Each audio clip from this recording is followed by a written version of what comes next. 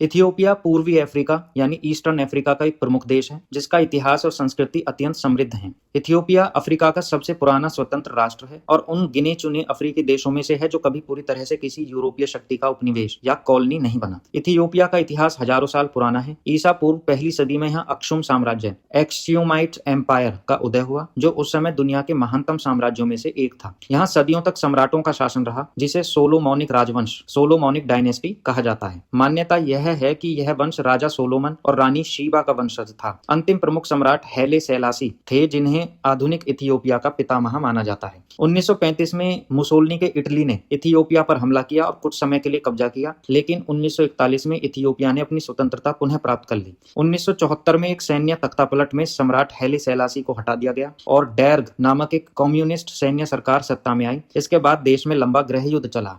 1991 में डैर्ग शासन का अंत हुआ और इथियोपिया एक संघीय लोकतांत्रिक गणराज्य बना, एक फेडरल डेमोक्रेटिक रिपब्लिक बना। इसकी पॉलिटिक्स देखें तो वर्तमान में इथियोपिया की जो राजनीतिक व्यवस्था है वो एक फेडरल पार्लियामेंट्री रिपब्लिक है। यहाँ प्रधानमंत्री सरकार का प्रमुख होता है और राष्ट्रपति का पद मुख्य रूप से औपचारिक यानी सेरिमोनियल होता है। वर्तमान में देश की वास्तविक शक्ति प्रधानमंत्री के पास ही है। इथियोपिया को जातीय आधार यानी एथनिसिटी पर बनाए गए राज्यों में विभाजित किया गया है। यह व्यवस्था विभिन्न जातीय समूहों को स्वायत्तता यानी ऑटोनॉमी देने के लिए बनाई गई थी, लेकिन पिछले कुछ वर्षों में यह जातीय तनाव और आंतरिक संघर्ष जैसे टाइग्रे क्षेत्र में संघर्ष का कारण भी बनी है। यहाँ दो हाउसेज हैं संसद के अंदर, हाउस ऑफ पीपल्स रिप्रेजेंटेटिव्स जो कि निचला सदन है और हाउस ऑफ फेडरेशन जो कि ऊपरी सदन है, अपर हाउस है। इंडिया के साथ क्या रिलेशंस हैं?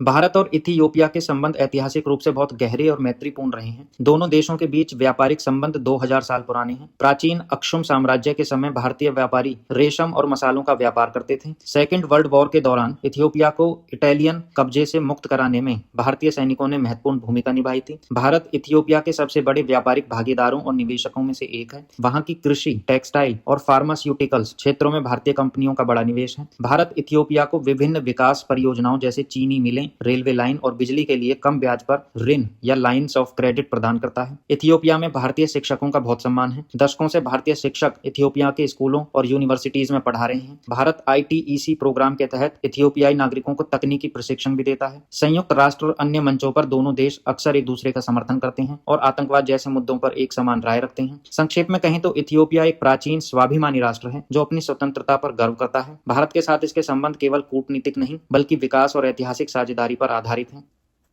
इथियोपिया की राजधानी एडिस अबाबा है जिसमें अफ्रीकन यूनियन का हेडक्वार्टर भी है। इसके अलावा यहाँ के जो प्राइम मिनिस्टर हैं वो एबी अहमद हैं जिन्होंने भारतीय प्रधानमंत्री नरेंद्र मोदी का बहुत भव्य स्वागत किया। भारतीय प्रधानमंत्री नरेंद्र मोदी इथियोपिया की यात्रा पर हैं। वो 3 देशों की यात्रा पर हैं, ओमान, इथियोपिया और जॉर्डन, जिसमें अब वो इथियोपिया की यात्रा कर चुके हैं।